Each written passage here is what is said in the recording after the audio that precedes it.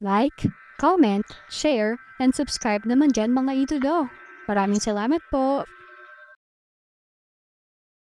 Mapaghimagsik na bata, desidido na ako, huwag mo nang banggitin ito muli. Habang humihinga ng malamig si Huawu daw, dinurog niya ang tasa ng tsaa sa kanyang kamay hanggang sa naging alikabok.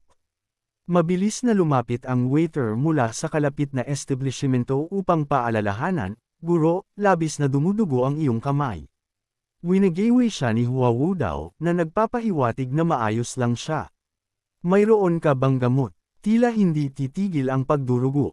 "Ayos lang ako. Kailangan ko lang humiga ng ilang araw at maaayos na ako." Sa isang kisap mata, lumipas ang 2 araw. Matapos unawain ang heavenly writing, nakaramdam si Lasho ng pananariwa at sigla. Sinulyapan niya ang kanyang system interface at napansin ang balanse ng kanyang merit points, 3,862 puntos na natitira. Tila ang pag-asa sa mga gawain upang makaipon ng merit points ay medyo mabagal. Tama, ang debotong pagsamba ay maaari ring makakuha ng merit points. Maaaring oras na para makisangkot ang aking mga disipulo. Habang aakma siyang tumayo, narinig ang boses ni Sio Honor mula sa labas. "Guro, may gustong makita kayo sa paanan ng bundok." Si Huawu daw. Medyo nagulat si Lasho. Hindi ko inaasahan na darating si Huayu ng ganito kaga. Mayroon siyang takot sa malakas, ngunit naglakas loob pa rin siyang pumunta sa Evil Sky Pavilion. Kapuri-puri ang kanyang lakas ng loob. Nang makita ang kanyang guro na lumabas, mabilis na lumapit si Sio Honor. "Guro, mukha kayong mas bata muli." Itinaas ang kilay, tumugon si Lasho, "Sa halip na mag-aksaya ng oras sa pagbolero sa akin, dapat kang tumutok sa iyong paglilinang at huwag mong kunin ang mga gawi mula sa iyong ika-4 na kapatid." Sa ngayon, nagtipon na ang lahat sa pangunahing bulwagan. Sina Duan Muxiang, Ming Shirin, Zhou Jifang, at Panjong ay naghihintay sa ibaba. Yumukod ang isang babaeng cultivator sa pagdating ni Lasho.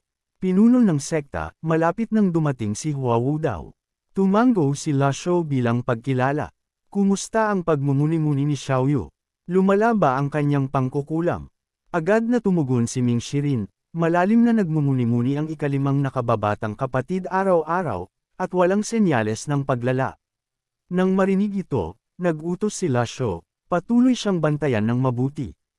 Sa sandaling iyon, iginiya ng isang babaeng cultivator sina Huawu daw at ang kanyang disipulo sa pangunahing bulwagan. Agad na bumaling ang lahat ng mga mata sa kanila. Ang ekspresyon ni Huawu daw ay kalmado, seryoso, hindi nagmamadali o mabagal. Gayunpaman, ang binata ay mukhang nerbyoso. Habang pumapasok sila, tumitingin sila sa paligid. Pagdating sa gitna ng bulwagan, bumati si Huawu daw ng may pagyuko, "Nagkita tayong muli." Sinulyapan siya ni Lasho, "Maupo ka." Nang walang pag-aatubili, kalmadong umupo si Huawu daw. "Binalak kong bumisita ng mas maaga, ngunit pinigil ako ng mahahalagang bagay hanggang ngayon." Humigop ng kanyang tsaa, walang pakialam na tumugon si Lugo, "Ikaw ay mula sa Cloud Sect." Mula noong sinaunang panahon, ang matuwid at ang demonic ay palaging nag-aaway. Ngunit buong tapang kang pumunta sa aking Evil Sky Pavilion. Hindi ka ba natatakot na baka patayin kita? Marahil ilang taon na ang nakalipas, natakot ako, ngunit hindi na ako ang dating ako. Nakita ko na ang buhay at kamatayan. Kung ako ay pinamumunuan lamang ng takot, hindi ako pupunta rito ngayon, tugon ni Huawu daw. Lumapit si Sio Honor sa binata at sinubukang takutin siya. "Napakatapang mo." Umurong ng ilang hakbang ang binata sa takot. Sumimangot si Huawu daw at nagalit, "Hanggal. Dinudungisan mo ako." Malamig na tumingin si Lasho sa kanya. Kapuri-puri ang lakas ng loob. Kalmadong tumugon si Huawu daw, "Ako ay lubos na nakatuon sa tao at sa aking paglilinang. Ang mga alitan sa pagitan ng matuwid at ang demonic ay walang kinalaman sa akin." Ngumisi si Ming Shirin sa sinabi nito. Madaling sabihin, ngunit pagkatapos ng lahat, ikaw ay isang elder ng Cloud Sect. Nang marinig ito, nagpahiwatig si Huawu daw ng may pagwawalang bahala. "Nang maglakbay ako sa Hilaga, nagbitiw na ako sa aking posisyon bilang isang elder. Maraming tao ang lubos na nagpapahalaga sa reputasyon at kapangyarihan. Sa tatlong dakilang sekta, ang Cloud, Sky, at Lasho, ang Cloud sect ang nangunguna. Marami ang naghahangad sa posisyon ng isang elder, ngunit kusang loob akong nagbitiw. Nanatiling kalmado ang ekspresyon ni Huawei daw. Ako ay tumatanda at babalik din sa alabok. Ngayon, pumunta ako sa Evil Sky Pavilion na walang ibang intensyon kundi lutisin ang isang lumang pagsisisi. 20 taon na ang nakalipas, natalo ako ni Brother G. Mula noon, tumigil ang aking paglilinang.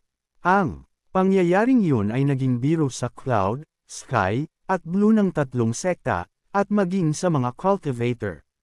Naging matagal din itong isyo sa aking puso. Ngumisi si Duan Musyang nang marinig ito. Bakit maglumalasakit ang aking guro sa mga problema sa puso mo? Patuloy na nagsalita ng kalmado si Huawei daw, ang isyo ay nagsimula kay Brother G, at nararapat lamang na matapos din sa kanya. Sa loob ng 20 taon, pinag-isipan ko ang paraan na ginamit ni Brother Chi upang talunin ako. Inikat ni Ming Shirin ang kanyang mga mata sa kanya. Kalokohan. Ang kanyang Brother G ay iyoring itawag ng ganito kapamilyar.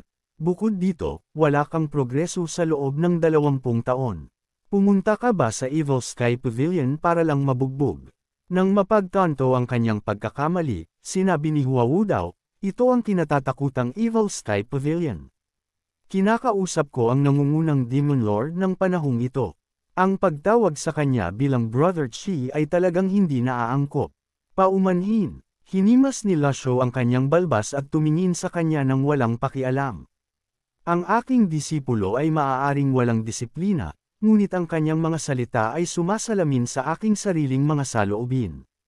Tuwang-tuwa si Ming Shirin nang marinig ito, nagpapakita ng mapanuyang ekspresyon.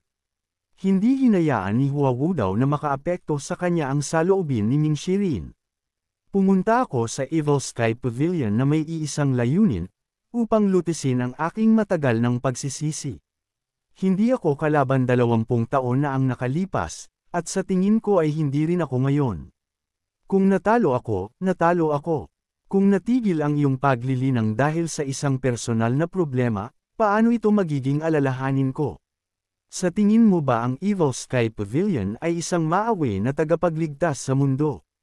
May bahid ng lamig sa boses ni Lasho. Nang hindi makapagsalita si Wawuda, tumawa ng mapanukso si Ming Shirin. Ikaw ay sadyang mahina. Ang pagsisi sa iba ay hindi makakatulong. Kahit na maghinanakit ka sa Evil Sky Pavilion. Ang binata sa tabi ni Wawuda, nang makita ang kanyang guro na kinukutya, ay nagngangalit sa galit. Ang aking guro ay pumunta rito ng may katapatan, ngunit iniinsulto ninyo siya ng ganito.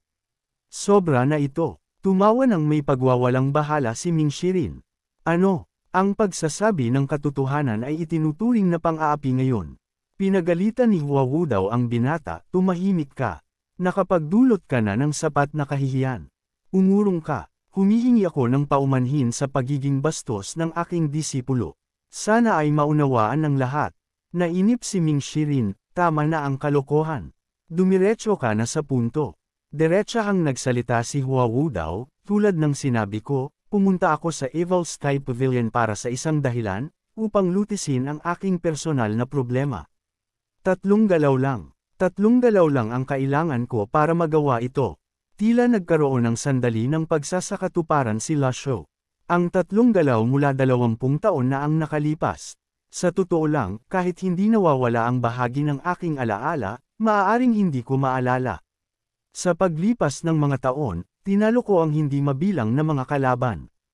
Ang katotohanan na naaalala ko pa ang pangalan ni Wawuda ay nangangahulugan na mayroon akong respeto sa kanya. Paano ko maaalala ang mga tiyak na galaw na ginamit? Tumango si Huawei daw bilang kumpirmasyon. Totoo, noon ay naniniwala ako na mayroon akong pinakamalakas na proteksyon na aura ng tao, ngunit hindi ko pa rin maipagtanggol ang mga galaw na iyon. Sa loob ng 20 taon, masigasig kong pinag-aralan, pinino, at pinabuti ang aking mga pamamaraan. Maaaring gamitin ni Brother G ang anumang galaw. Depensahan ko lang at hindi ako aatake. Kung midepensahan ko, malulutas ang aking mental block.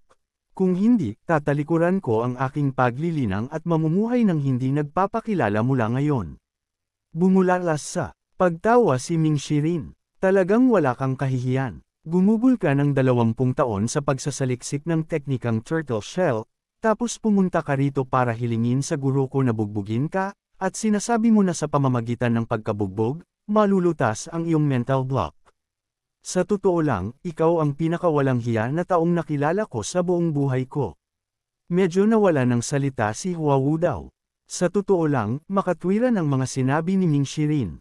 Talagang nakakatawa ang panukala. Sino sa mundo ang gugugol ng 20 taon sa pagmaster ng isang depensibong teknika para lang hilingin sa kanilang kalaban na atakihin sila?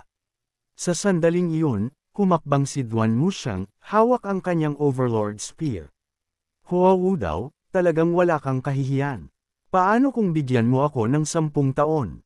Sasaliksikin ko mismo ang iyong depensibong teknika, at kung hindi kita matatalo pagkatapos ng 10 taon, babasahin ko ang pangalan kong Duan Muxiang ng Paorong. Gumugol ka ng 20 taon, ako ay 10 lang ang kailangan. Hindi, kahit 5 taon lang ay sapat na. Ang batang disipulo sa labas ni Wouda ay kitang-kita ang pagkabalisa.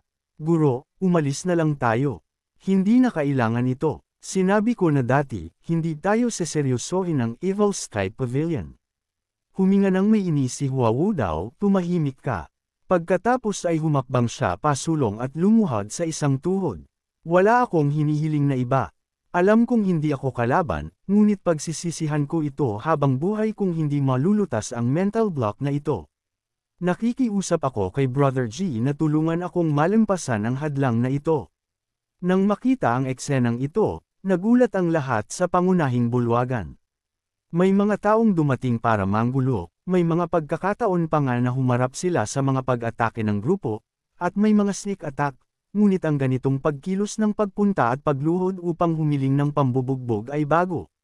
Muling nagsalita ng malakas si Huawu daw, hinihiling ko sa Pavilion Master na liwanagan ako. Humakbang si Little Yuaner pasulong at sinipa ang turtle sa sahig. Hindi ko ipagkakaloob ang iyong kahilingan.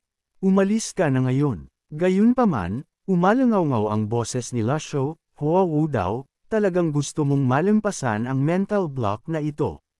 Siyempre, ito ang aking habambuhay na hangarin, at umaasa ako na hindi magpipigil ang Pavilion Master. Tumingin si Lasho sa kanya ng may interes.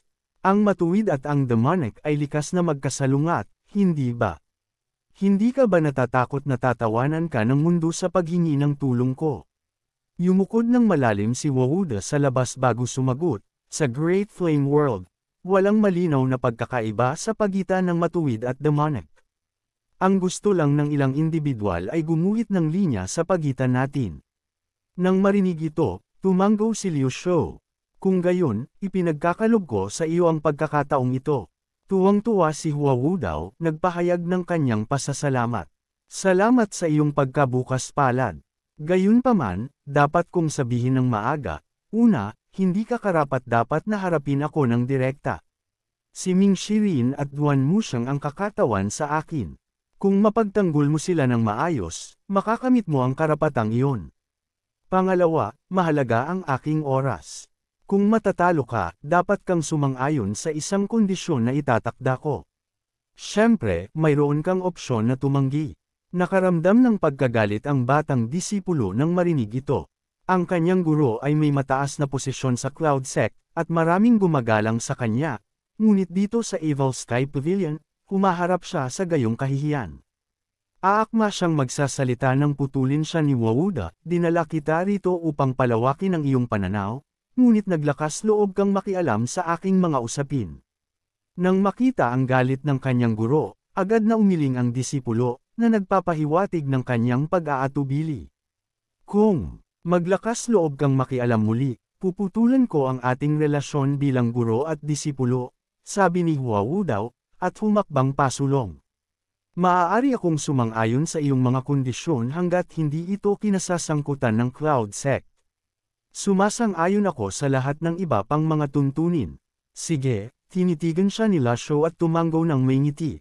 Humakbang si Ming Shirin mula sa gilid. Titingnan ko sa ngalan ng guro kung gaano kalakas ang tinatawag mong teknikang turtle. Hindi nagpakita ng galit si Wauda. Nakatayo siya ng nakapamaywang, nagpapamalas ng kumpiyansa. Mangyaring, habang nagsasalita siya, lumutang ang mga glyph sa paligid niya, na bumubuo ng isang proteksyon na hadlang. Ang teknikang ito ay tinatawag na Sixth Harmony Seal.